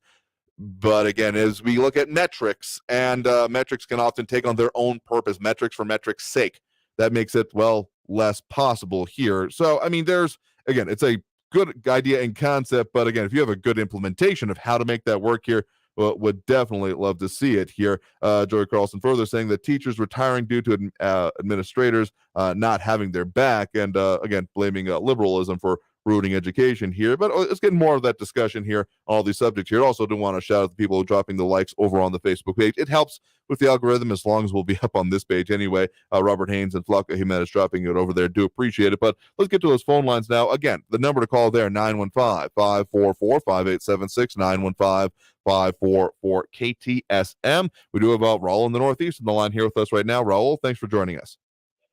Hey, Andrew, I have three issues that I want to hit on, one local, one state, and one national. About El Paso Electric's profits increasing 87% in 2021 to $146 million. That happened under the new ownership of JP Morgan, a company with a long history of monopolistic business practices. And they want a $41 million rate increases from El Paso. And that would represent 29% of that $146 million profit. That's outrageous, It really, really is. We really should pass a law to convert future rate increases into equity and stock in El Paso Electric Company. It's a very profitable that El Pasoans should own some shareholder stakes in by using the inevitable future rate increases to buy that equity and move the company into solar, biomass, and green energy by having representatives of El Pasoans on their board of directors. Now, on a state level, about our U.S. Senator Tonto Ted Craven Crazy Cruz was recorded talking about worrying that Disney may produce a film of Mickey Mouse and Pluto going at it. What a nut. We can tell where his head's at, huh? As nutty as prohibiting the teaching of critical race theory in the public schools, which it isn't. Another fake controversy that they have to talk about. Now, some time ago, one of your uninformed callers claimed that the Democratic Party is corrupt. And I called in and rebutted his claim with the following research, and I asked you to settle these conflicting claims with your own research. Now, I don't listen to every one of your shows, so I don't know if you settled that disagreement or not. But unless I'm mistaken, you did not share the results of your research that you didn't do on these claims. So here are the numbers that I came up with again. Since 1965, we've had 28 years of Republicans in power, and under those 28 years, we had 120 indictments on the Republican side, 89 convictions, and 34 prison sentences. During that same period of time, since 1965, the Democrats, over 25 years of being in power, had 3 indictments, 1 conviction, and 1 prison sentence. More updated information, Donald Trump's administration alone had 215 criminal indictments. Number 2 in the list, guess who? Richard Nixon. He was the most corrupt until Trump came along, 76 indictments. And then we had Ronald Reagan at 26 indictments and George Bush at 16 indictments. So you look at Bill Clinton, he had 2. You look at Jimmy Carter, they had 1 under his administration. They had 0 under Barack Obama. So I wish you would settle that dispute sometime and do the research and set your listeners right about which party is more corrupt. Now, as far as which party is representative of Americans, the Democrat Party has 105 women in Congress. The Republicans only have 37. The Democrat Party has 57 African Americans in Congress. The Republicans only have 3. The Democrats have 38 Hispanics in Congress. The Republicans only have 14. And last but not least, the Democrats have 16 Asian Americans in Congress to only 3 for Republicans. So the Republican Party does not really resemble what America looks like. I think I didn't change anything there. I think we lost Raul there. Raul, are you there? Can you hear us? Yeah, I'm here. Okay, there you are. I'm here. Okay. So I'm just saying up that the Republican Party is not the Big Tent Party. That's another fake claim on their part. It's the party predominantly of the people from the South and of flyover America and of corporate old money America. Again, get your perspective there that this is something that you have a personal stake in, very obviously, and I don't think that comes as a surprise to any longtime listeners of the show here. We have talked previously about this indictment idea that that is a proof of corruption or not here. Don't have that right in front of me. We have certainly talked about that and even discussed it ever since you brought it up here. We're not on an on-demand research service, but of course we have some interesting topics that we would like to follow up on. I think what it really comes down to that if that's the only metric, again, speaking of metrics here as we have been today, that's the only metric that you're looking at in terms of, well, determining where corruption can or cannot be. Also only looking at administrations is, well, would be a little bit of a mistake in my mind here, among other things. But beyond that, even beyond the idea of what strict numbers can you bring up to show which party is it that has the worst issues with it or not, I think the issues, and this is not going to be a both sides are bad thing, but the real issues with the parties that have national prominence here, because there are, of course, more than that, but we have this and ultimately two-party system that we do, is that they are concerned with staying in power.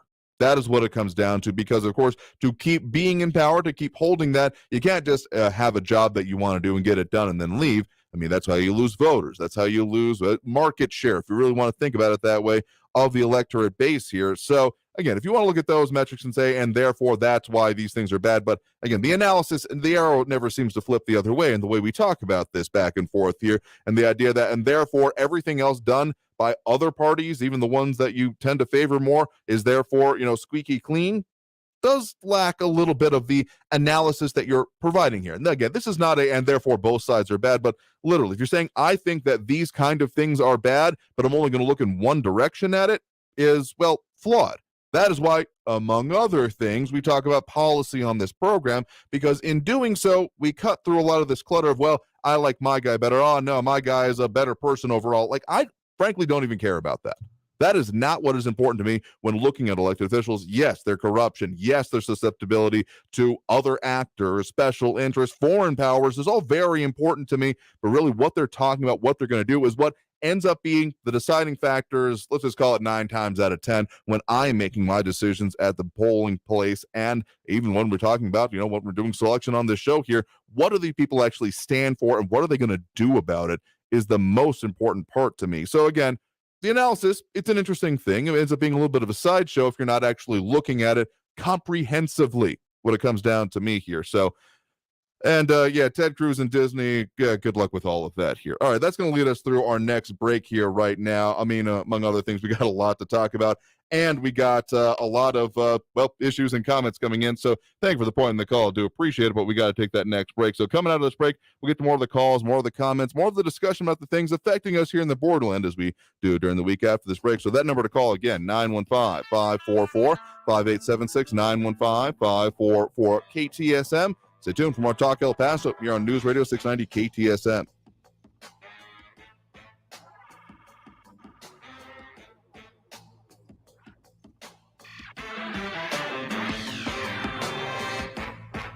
Traffic all day. News Radio 690.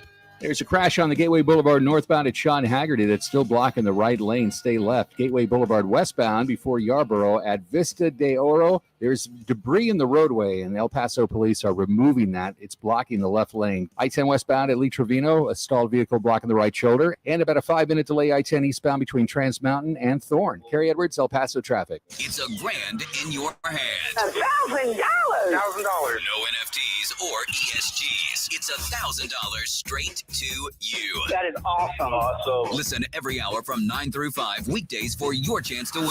A grand in your hand is brought to you by Approved Auto. Ride out in your new ride in less than an hour. Get payments as low as $159 a month. Worried about your credit? Don't sweat it. If you got your license and you got a job, they smell a deal. The deals are sweeter at Approved Auto, 8498 Alameda. This report is sponsored by the Texas Department of Transportation. As you drive through Texas, keep in mind that don't mess with Texas actually means don't litter. Keep Texas roads clean and beautiful by holding on to your litter until you can get to a trash can. Always keep a litter-free state of mind and don't mess with Texas. A message brought to you by TxDOT. Help the planet with a tip from iHeartRadio Earth. Spending time outdoors can improve overall health and wellness. Celebrate Earth Day and take advantage of nature's health benefits by visiting a local park. Recreate responsibly to protect yourself and others and to make the outdoors safe and welcoming for people of all identities and abilities. Brought to you by iHeartRadio Earth and the National Environmental Education Foundation. To find more tips for smarter, sustainable living or to take action in your own community, go to iHeartRadio.com/Earth. Hey, Mario Courtney Lopez here. We know life's moments are definitely better together. And Smart Mouth mouthwash gives us the confidence to always be ready to make the most of these moments. Whether in studio, on the red carpet, or around the house, having the confidence to get close is amazing. Our lives are better together with Smart Mouth. Just 2 rinses a day means fresh breath for 24 hours. Find it at your favorite drug, grocery, or supercenter store, or save 20% at smartmouth.com/radio. Great if life came with a remote control. You could hit pause when you needed to, or hit rewind, like that time you knocked down that wasp's nest. Uh-oh. Well, life doesn't always give you time to change the outcome, but prediabetes does. With early diagnosis and a few healthy changes, you can stop prediabetes before it leads to type 2 diabetes. To learn your risk, take the 1-minute test today at doihaveprediabetes.org. Brought to you by the Ad Council and its prediabetes awareness partners. If you work remote, Staples has you covered. A mid-mod desk chair to rejuvenate my ho-hum workspace. Staples has you covered. A gaming chair for a serious competitor. A super stylish desk that will save me space and money. Staples has you covered with remote workspace products and design tips curated by Jasmine Roth and Staples Work From Home Style Squad. Now save up to $100 on select chairs. Explore solutions for your remote workspace at Staples, the working and learning store. Ends 4/30. Limit 2 in-store only. El Paso's News Radio 690 KTSM. Live from the KTSM AM 690 studios, it's Talk El Paso with Andrew J. Polk. To be a part of the show, call 915-544-KTSM or follow on Facebook at facebook.com/Talk El Paso. Now here's your host, Andrew J. Polk. Thank you all so very much for joining us here for Talk El Paso, airing live on News Radio 690 KTSM. I'm your host, Andrew J. Polk. Thank you for tuning in, however you may be doing so. A lot of ways to interact with the show. Of course, we have got, the social media pages, Facebook, YouTube, Twitter, and Twitch. A lot of comments coming in there right now. Louis Pinato, Raul Francisco Amaya, Maria Coleman, Ion Grimm, James Ratcliffe, Michael Pettis, RJ, Joey Carlson, and more tuning in, chiming in over there. Some a little bit earlier in the program as well. And again, dropping those likes, which we do appreciate. Monica Cervantes, Robert Haynes, Flaca Jimenez. Just helps with the algorithmic stuff here and helps us, facilitate the conversation about the stuff affecting us here in the borderland. To that end as well, we got that phone line open right now. That number to call, 915-544-5876, 915-544-KTSM. Again, a lot of interesting things that we get into here. I mean, education kind of coming up as a subject here today, surprisingly enough here. We got Maria Coleman on the whole standardized test issues that they're not indicative of educational proficiency or intelligence. Parents and society hope graduates can read, write, and perform basic math, leading to their success. Again, that's kind of the issue, because when you're looking at how do you measure academic achievement, test scores are an easy numeric way to do it. But again, are the tests actually useful? Are they actually gauging, academic achievement, or just how well you can do on a test? Because otherwise, having a good, useful, productive member of society, that's going to only really be told in the long run here. So, I mean, there's definitely a lot of a lot of issues going on with that whole discussion here. So an interesting one to have. But again, let's go back to that phone line. That number to call, full up at the moment, but the number 915-544-5876, 915-544-KTSM. Do we have Andrew on the west side here with us right now? Andrew, thanks for joining us. Yes, thank you very much.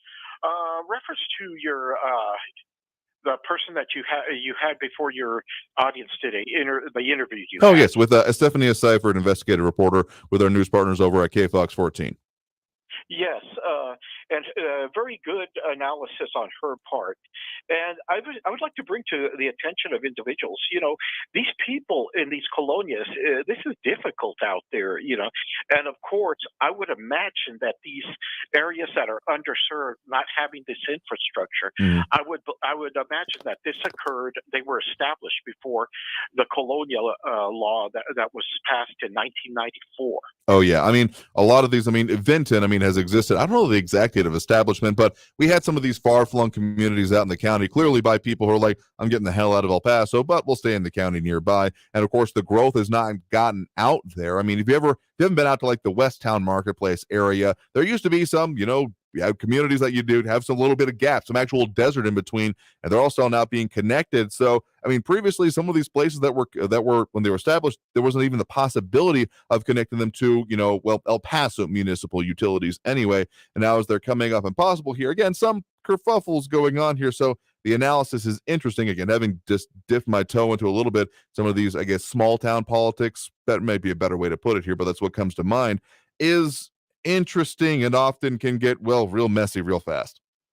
Yes, I agree. Well, Vinton has had its issues. Back in 2015, they had to abolish their small town police department. Mm-hmm. Yep. Yeah. That's a bright line item in a list of, again, interesting things is the way I'm going to choose to say it. Yes. Now, I must comment on that Raul fellow case. Yesterday, he made a remark as to why does Abbott not do something about these employers that hire undocumented individuals. Well, I don't know what he's trying to put forward. Well, I do, but anyway, he knows and other people know Abbott cannot enforce federal statutes. Yeah, I mean, that much has been made very clear. And, well, some other attempts along it. I mean, some of the back and forth from the state to federal level has been along saying you're trying to, from the federal perspective, you're trying to usurp our authority. And then let's call it creative solutions being looked at on the state level. Well, there's nothing wrong with enforcing state laws, that are constitutionally legal. Now, number two, when he talks about Democrats having less indictments, one can ask, under the Democratic Congresses and presidencies, how many of those attorneys generals have not brought forth indictments against the people within their own party? It's hard to prove a negative, I know, but it's like I've said before, you can write volumes of what is not reported.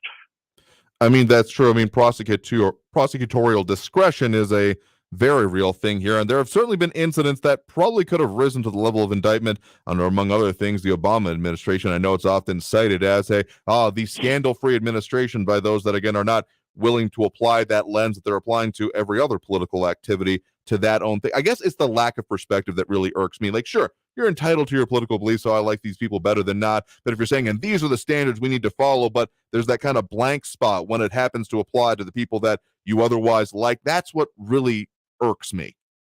Yes, and unfortunately, in recent times, the Justice Department has been weaponized against political opponents. And my last point regarding Frankie, he likes to engage in name calling. Well, to me, you lose your credibility, Frankie, when you start engaging in hominis attacks and name calling. It basically shows that your arrogance makes you oblivious to your ignorance. Let's engage in debate, but let's agree to disagree agreeably. That's my point. I mean, again, I get the entire point here. I just feel like in terms of public discourse, if we can keep it to name calling, I guess, to go with an old joke here, I think it was Johnson, or maybe even before that the idea was that this guy kept going around saying manure, manure. And eventually his aides came to him and said, "Sir, can you please stop saying manure? It sounds bad." And he said, "Well, it took the wife 20 years to get me to say manure, so good luck with the rest of that." I kind of feel like we're in that kind of a mode here. So, like, sure, I think that, it speaks volumes about the way you choose to put your argument here, but I feel like clamping down on that is kind of a minor issue compared to the general discourse that we need to worry about even having these days. Understood. But it also shows a lack of substance to your speech or to your argument. I mean, you're entirely justified in deciding how you want to decide what people are saying and if it's justified or not, or even the way they're putting it here. And I tend to agree with you on that point here. Just, I guess I feel like we got bigger fish to fry. So I know that people are irked about the way we talk about name calling here and the way people do it. But again, welcome to come to your own decisions. I think that's the best way to go about it. Yes, understood. And like I said, I appreciate people's comments, and I may not agree with everything people say, but I will fight for their right to speak their mind, no matter how much I may disagree with their point. But anyway, I turn the mic over to you, Andrew. Have a good day. I appreciate it. You have a good one there. Thanks for the point in the call. Take care. All right. I think we got time for one more quick one before we hit that next break. Again, the number to call, 915-544-5876, 915-544-KTSM. Do we have Harry on the east side here with us right now? Harry, thanks for joining us. Hey, Andrew. Good afternoon, El Paso. Hey, good feisty conversation. Raul was on the muscle today, and you had a great response for him, and that's great. Hey, we got a good thing going here. But what I want to talk about is Horizon City and water. I bought a lot in Horizon City 45 years ago, and it's about 9 miles out from the Walmart. And I'm told I wanted to sell it, and I was told and educated on the subject, you cannot sell property in Horizon City unless you have water going to it. And I probably will be dead before they ever get water 9 miles out from the Walmart. But that's another story, and it's absolutely. I didn't get suckered into it. It was just a speculative deal.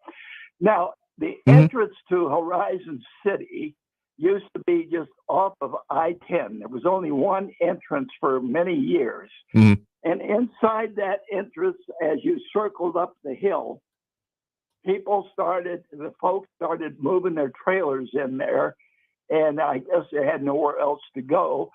And the city, it's El Paso County out there, and the city and the county did absolutely nothing. And as far as the water, hey, there's nothing wrong with having a little carcinogen in your water, or a little cancer-producing substance, body mutilation. I mean, what the hey, as Uncle Milty would say.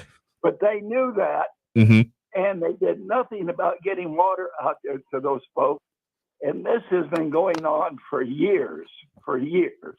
And now we're finally hearing some response to it, and what is going to be done about it. But I just found the whole thing lacking in interest for many years. I mean, you hit on a couple of interesting points there. One, to the idea of, being out in the county. I mean, for years, it's been very obvious whenever you leave the city of El Paso and you get into the county, the way buildings look different because, well, it's up until, I think, the recent or most recent set of legislative sessions that counties had essentially no zoning authority. Still pretty much don't, but they've got some increased infrastructure authority. But that's why things would get a little interesting, and why for some unscrupulous builders it was advantageous for them to get out into those basically unrestricted areas and do some things. But the other point you bring up is actually a very interesting one, this idea of what I call the phantom lots. Because if you look on like Google Maps or your favorite mapping service of choice, when you go out there and you look kind of north of Horizon City, if you zoom into a certain level, there'll look like, at least on paper, there are tons of streets, all of these lots out there, but then you zoom in further and it is dirt roads and just nothing. So I've heard from some people in the past about how more like probate issues, actually, because that someone previously, decades ago, bought a lot speculatively, and then with the promises of utilities being installed on it and all this development going to be going on and none of it actually happening. I've never actually heard from someone who bought it directly. So very interesting story you bring there, because I see that in this whole sprawl issue that we're kind of addressing here on its own way today, being a, serious issue along with it eventually, because, I mean, all that development that's happening, all that is happening because it's a, freely available land, all that good stuff here. But when we get to all those lots, I mean, we're talking about hundreds, if not thousands of individual owners that are going to have to be tracked down, maybe even through generations of probate. So that is a very interesting situation that isn't talked about much here, but could become a big issue before too long. Yeah, one thing about Horizon, it's here to stay, and it's really going. And you know what? When you get on I-10, you want to move east and you want to build a house or get out of El Paso, that's about the only place you got left to go. And it's going to continue to grow. But like I said, in order to sell anything you have out there, you have to have water going to the property. That's a very interesting. I hadn't heard that specific thing, so that might be even further complicating it here. So interesting situations you're describing there, and of course, I appreciate the point in the call.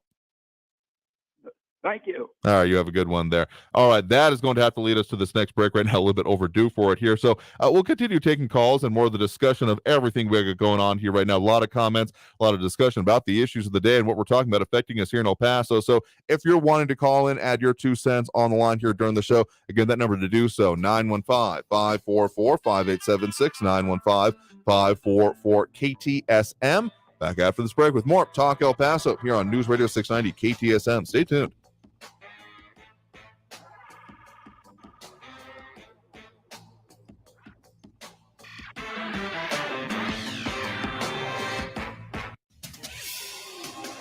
El Paso's News Radio 690 KTSM. I'm Selena Madrid with your CBS 4 Morning News Update. Data CBS 4 has obtained shows starting salaries for teachers across El Paso range from about $55,000 to $55,000. Clint is the highest paying district at an even $55,000, followed by Isleta and Socorro ISD paying more than $54,000. And the Nicanutillo, El Paso, and San Elizario are all at $53,000 or more. The lowest paying districts are Tornillo and Fabens. The El Paso Independent School District is approving a second stipend in an effort to retain teachers. Two teachers CBS 4 spoke with say on average they make $1,000 less than most teachers in the county. Now, the EPISD board has voted in favor of a second $2,000 employee retention stipend for all permanent district employees. I'm Selena Madrid with your CBS 4 Morning News Update. News Radio 690. Traffic all day. Gateway Boulevard, northbound at Sean Haggerty, a crash is blocking the right lane. Left lane is blocked on Gateway Boulevard westbound before Yarborough at Vista del Oro Drive. El Paso police are removing debris from that left lane. Gateway Boulevard northbound at the Kenworthy on-ramp, an injury accident is there. And I-10 eastbound at Geronimo. There's a stalled vehicle that's blocking the right lane and a backup to Trowbridge. Carrie Edwards, El Paso traffic.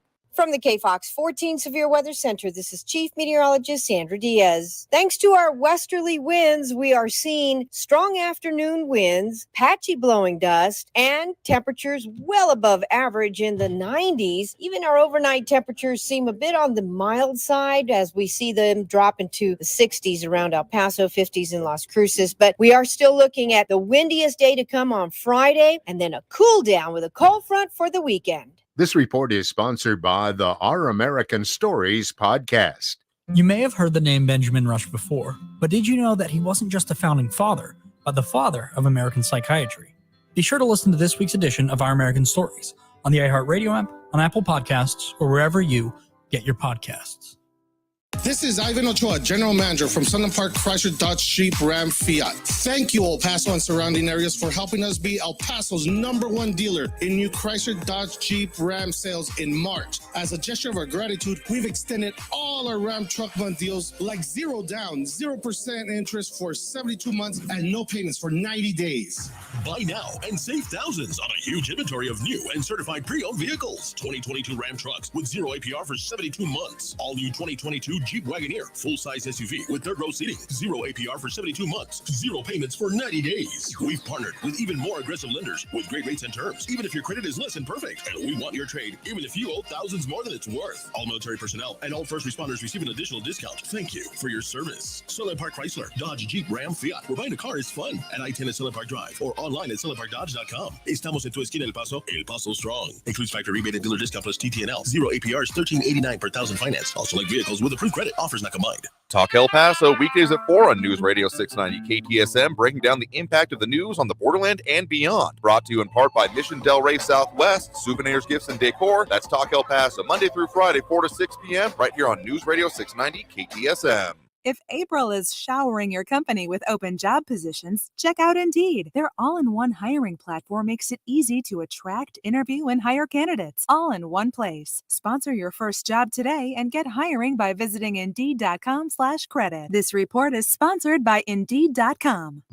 Stay informed at KTSMradio.com. News Radio 690 KTSM. Live from the KTSM AM 690 studios, it's Talk El Paso with Andrew J. Polk. To be a part of the show, call 915-544-KTSM or follow on Facebook at facebook.com/Talk El Paso. Now here's your host, Andrew J. Polk. Thank you all so very much for joining us here for Talk El Paso, airing live on News Radio 690 KTSM. I'm your host, Andrew J. Polk. Thank you for tuning in, however you may be doing so, be it on air, online, live streaming through the free and reliable iHeartRadio app. Joining us over on the various social media pages, facebook.com/Talk El Paso, the Talk El Paso channel over on YouTube, Twitter at Talk El Paso, or twitch.tv, Andrew J. Polk. Get a lot of ways to get at us, a lot of comments here, a lot of calls on the line here as well. Pull up at the moment, but if you want to try to squeeze in before the end of the program, that number to call, 915-544-5876, 915-544-KTSM. So let's jump back into those here right now. Well, into a couple of comments here because we'd be remiss to not do so. Ian Grimm, James Ratcliffe, Maria Coleman, RJ, Raul Francisco Amaya, and Joey Carlson, among others here. Looping out if I didn't already say that. John Browse was a little bit earlier here. Michael Perez. So a lot of conversation going on a lot of these issues here. RJ with some interesting perspective here, saying, I sold mobile homes in the 80s and 90s on Dyer. A lot of these folks settling in the outskirts had hopes of water and sewer hookups in the future. Wonder how that worked out for them. Well, I think a little bit of that answer coming in here. Generally not great, or at least in some of these specific instances we've been referring to here. I mean, yeah, if was a skiff, I could sail it down a river. I remember my fifth grade teacher saying, and that has kind of stuck with me, that if it isn't in writing, it doesn't mean anything. Heck, even sometimes if it is in writing, there aren't penalties associated with it. It doesn't mean much. James Radcliffe on the similar note saying, they chose to be out there and expect us to pay for installing a water supply and other utilities here. I mean, yes, there are some that were, demanding of it, but I mean, the public health issues that come along with it. I mean, we have some, even before the recent issues, perennial health issues, particularly in those underserved areas that, I mean, do affect the rest of it here. So it's kind of a, how do you want to go about dealing with it kind of question here. So if it's someone saying, well, I made bad decisions and now you have to fix them for me, I mean, that's a little bit less than as opposed to someone saying, well, this is the way we're living, but also it's causing issues for everyone else. Again, just how you want to go about it, as well as some more comments about some of the previous administrations and, how things are working out at RJ. Further talking about some of the previous investigations that maybe should have happened. Again, looking at solely indictments is a weird metric to choose on this because, I mean, beyond that, how they actually did for the country is another important one that some are mentioning here. But again, let's go back to those phone calls right now. Again, 915-544-5876, 544 KTSM. We have Barbara on the west side here right now. Barbara, thanks for joining us. Hi, Andrew. Thank you for taking my call. Mm-hmm. Well, I was just looking at some data, and Congress had asked the Border Patrol to provide them some data, some costs on what it's costing us on the illegal immigrants. So since January of this year, the government has spent, Biden administration has spent $95 million on federal funding of personnel, $338 million on infrastructure, $98 million on utilities and food, $166 million on health care. So how healthy are they? $12 million on transportation by vehicle and $36 million on transportation by air. That's a total of $745 million since January. The thing of it is, according to Tom Holman, that does not include $900 million that they're looking, in addition to that amount, to build structures that are soft-sided to take care of the surge that they're expecting, the 600,000 the next 6 months. And then in a separate federal lawsuit, Customs Border Patrol, ICE, told the judge that they are expecting a surge of unaccompanied minors that is at historical levels. So they're trying to prepare for that. And then the Customs Border Patrol told the judge that on their deportation agency, they had 3.6 million people on their non-detained docket. In other words, they're projecting through September. In those projections, they included 400,000 convicted criminals and at least 600,000 fugitives. That's what they estimate in the next 6 months. And then there was a couple of congressmen had a caucus, congressional caucus, and they had an agent, a Border Patrol agent, who testified that in 2019, fentanyl they had gotten 2,800 pounds of fentanyl were seized in 2020. That has gone to 11,200 in the first year that Biden's been in office. They said that the fentanyl seizures have quadrupled. And then there was a sheriff from Riverside, California, and he said that 2 years ago, fentanyl was being made in Mexico.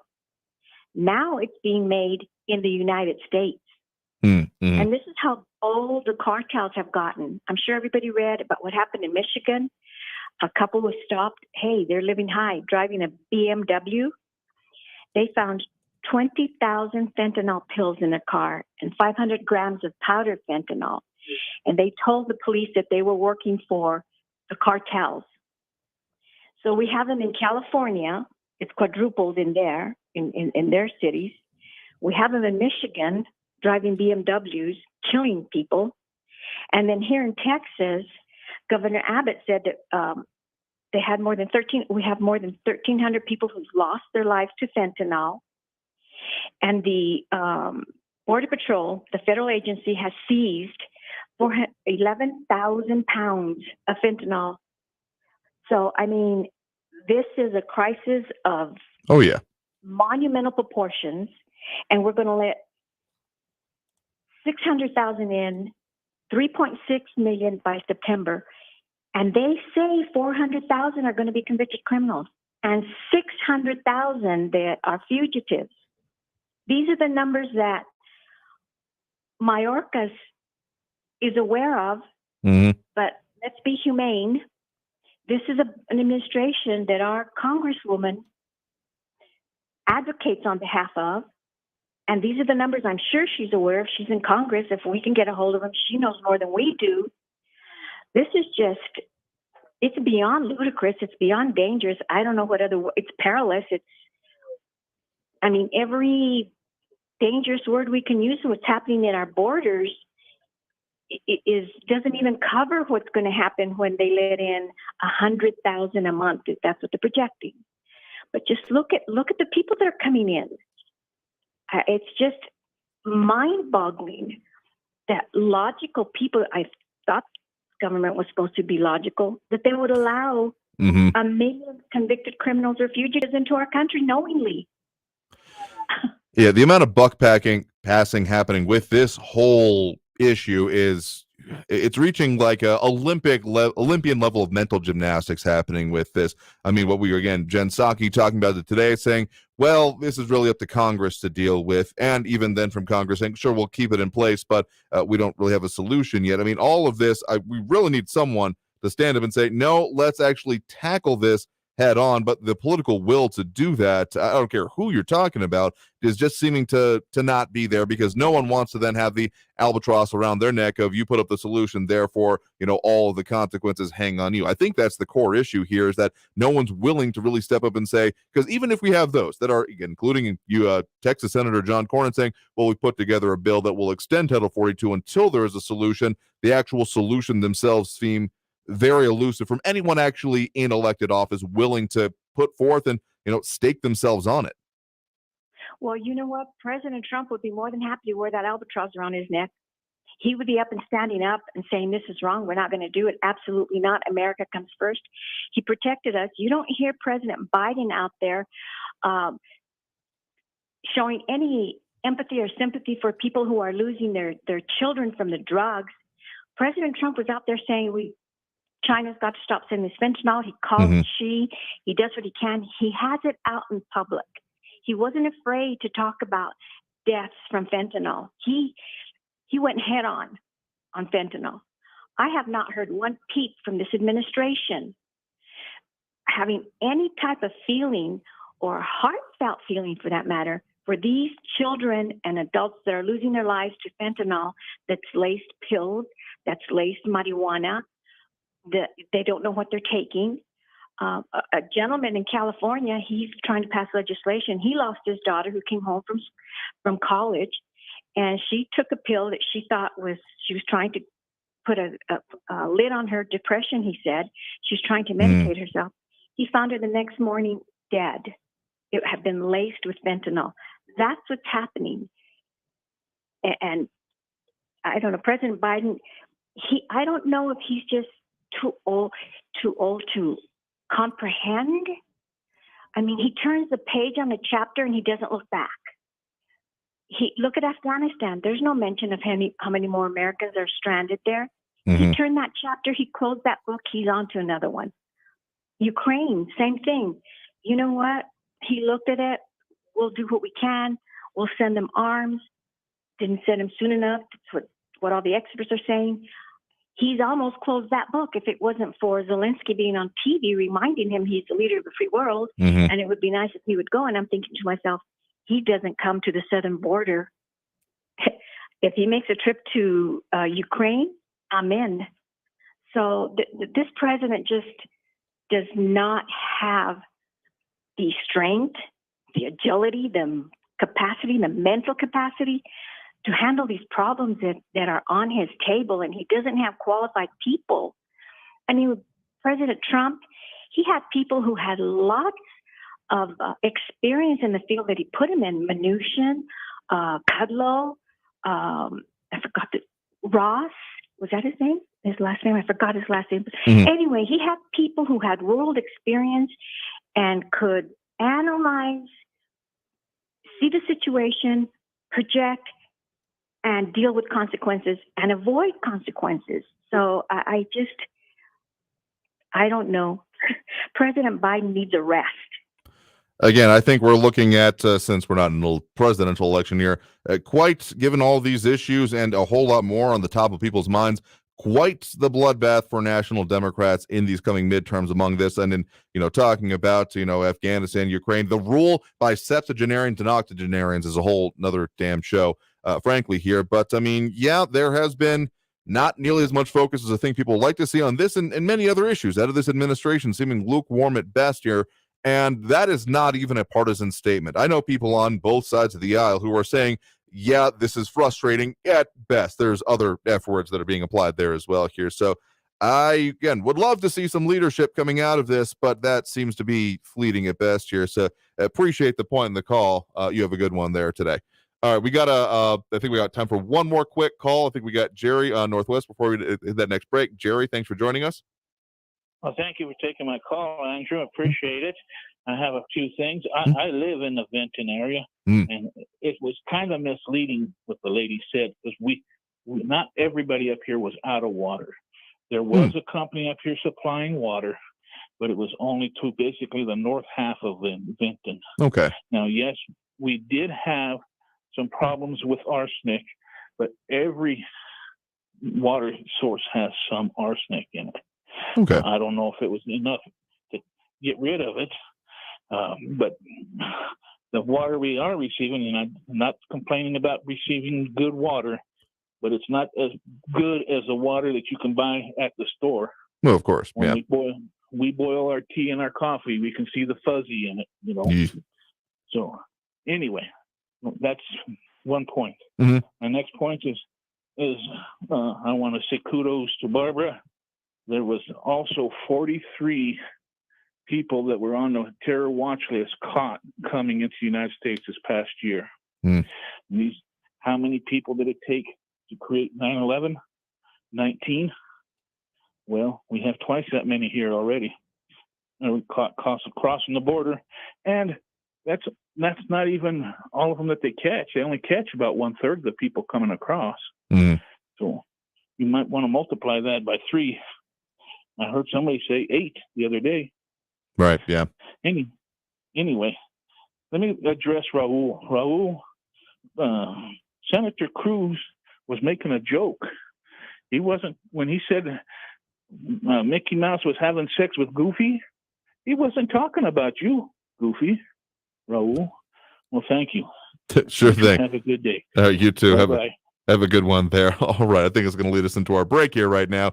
Again, yeah, that's a whole other subject here, but let's take that break right now. Coming out of the break, we'll close out the show, take another call or two if we can squeeze it in, and I'll tell you what we got coming up for you. So stay tuned. More Talk El Paso after this break here on News Radio 690 KTSM. Stay tuned.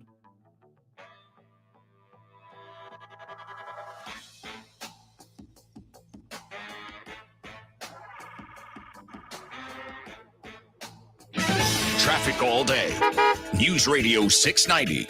Gateway Boulevard, northbound at Sean Haggerty, a crash is blocking the right lane. Left lane is blocked on Gateway Boulevard westbound before Yarborough at Vista del Oro Drive. El Paso police are removing debris from that left lane. Gateway Boulevard northbound at the Kenworthy on-ramp, an injury accident is there. And I-10 eastbound at Geronimo. There's a stalled vehicle that's blocking the right lane and a backup to Trowbridge. Kerry Edwards, El Paso traffic. This report is sponsored by Allstate. Are you a safe driver? Are you looking to save money? With DriveWise from Allstate, the safer you drive, the more you can save.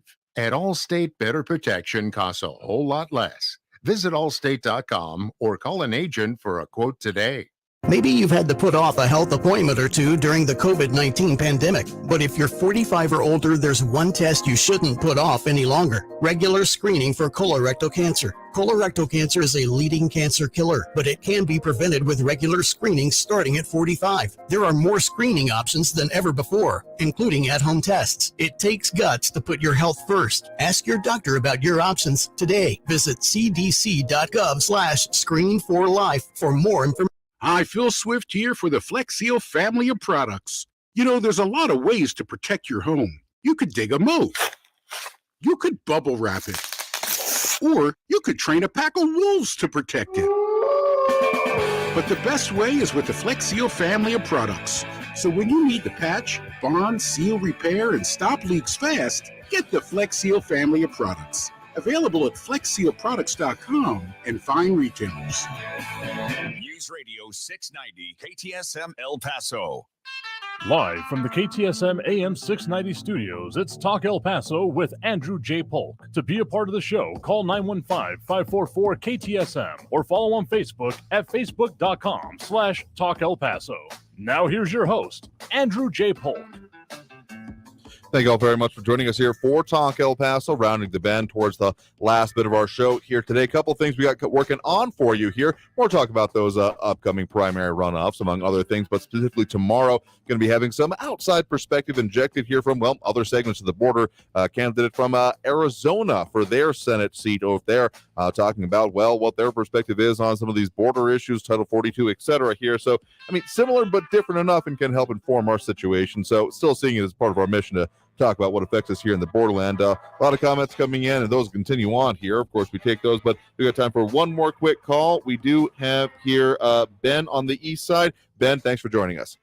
Yeah, I'm not too sure if you guys have been talking at all about education and the grooming of our students and everything. I understood that you were talking about a little bit of that earlier, right? Yeah, education and particularly the funding in our area, though, of course, Texas Lieutenant Governor Dan Patrick has brought up the possibility of a similar bill to the one in Florida, if that's what you're referring to. Well, one thing I heard today, which was kind of interesting, I haven't done a lot of research into it, but there was something talked about what they call social emotional learning. This is something that the Department of Education, Merrick Garland's involved in, and it's basically a controversial education practice that integrates social and emotional skills into school curriculum. SEL, as it's called, emphasizes social and emotional skills to the same degree as other subjects such as math, science, and reading. And in some school districts, evidently, students are asked to enter their current mood or feelings into an app every day as part of the social emotional learning curriculum, which has caused some parents to be a little worried about privacy issues. I could see that coming up there. Yeah. I think it's what it really just comes down to for me on all this stuff is what is the purpose of education, and generally to put out, well adjusted as much as possible people. But I think really when it comes to issues like that, we're then abdicating the role of the family in all this and the people raising these children, because it should not all be in schooling, though I think that there's more than a few people out there who feel that also it should, even if it's not actually working that well. This is they're grooming our kids to be government wards of the state.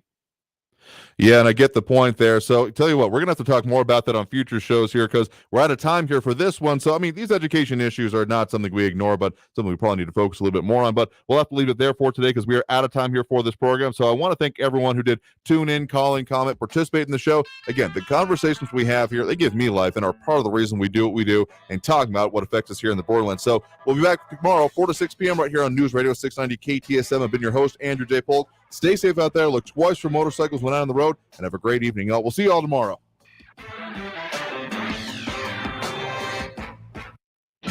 Traffic all day. News Radio 690. At I-10 westbound at Reynolds, there's an accident that's blocking the two right lanes. You can expect backup and delays there. Gateway Boulevard northbound at Sean Haggerty, an accident still blocking that right lane. Police on the scene of an accident in Zaragoza at Tierra Este Drive. Take Pebble Hills as an alternate there. And Alameda at Americas Avenue. Police on the scene of an accident there. Carrie Edwards, El Paso traffic. I have sleep apnea, and I used to struggle with CPAP. Until recently, I hadn't had a good night's sleep since 2005. Do you remember 2005? We used cell phones like actual phones, and everyone wanted life hacks. Here's a life hack for anyone who struggles with CPAP. Get Inspire. It's a sleep apnea treatment that works inside your body to give you comfortable, restful sleep. Learn more at inspiresleep.com. Inspire is not for everyone. Talk to your doctor to see if it's right for you and review important safety information at inspiresleep.com. iHeartRadio Earth is here with little tips for a healthier planet. Less than 1% of water on Earth is drinkable, and humans are using it faster than nature can replenish it. Reduce the amount of water you use in the bathroom by taking shorter showers and turning the water off while you brush your teeth. Brought to you by iHeartRadio Earth and the National Environmental Education Foundation. To find more tips for smarter, sustainable living or to take action in your own community, go to iHeartRadio.com/Earth. Portions of the following program were pre-recorded. Always just minutes away from the latest news around town and around the world. News on the hour and the hat. Traffic and weather all day. News Radio 690 is KTSM AM El Paso, an iHeart radio station. NBC News Radio, I'm Brian Shook. The CDC is asking the Department of Justice to appeal Monday's ruling that voided the federal mask mandate for mass transportation. In a statement, the health agency says wearing masks on indoor transportation remains necessary for the public health. It comes after a federal judge in Florida ruled the CDC overstepped its authority by ordering and extending the mask mandate. Russia formally notified the U.S. ahead of an intercontinental ballistic missile test. It was noticed through the proper process, and the Department of Defense has spoken to this as well. So said White House Press Secretary Jen Psaki. Russia's test raised some concerns considering the ongoing war against Ukraine. The protests of Russia's war are ongoing. U.S. Treasury Secretary Janet Yellen joined counterparts in a walkout during a G20 meeting when the Russian delegates started speaking. A pilot is dead after a small plane crash this afternoon in Los Angeles. It happened next to the 210 freeway in Sylmar. The LA Fire Department says there are no other fatalities. The twin-engine Cessna 337 Skymaster narrowly missed power lines and the freeway. It appears to have hit several trees before crashing into an embankment. The FAA and NTSB are investigating. A new study finds that smartwatches can track the progression of COVID-19. The University of Michigan-led study took data from more than 2,000 Fitbit given out to U of M.